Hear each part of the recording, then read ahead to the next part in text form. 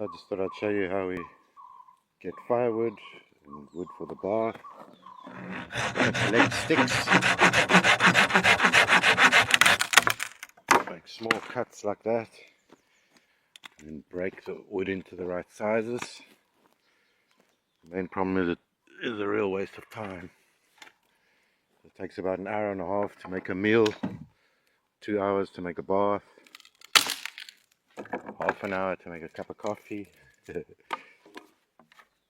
as they say, we have every inconvenience.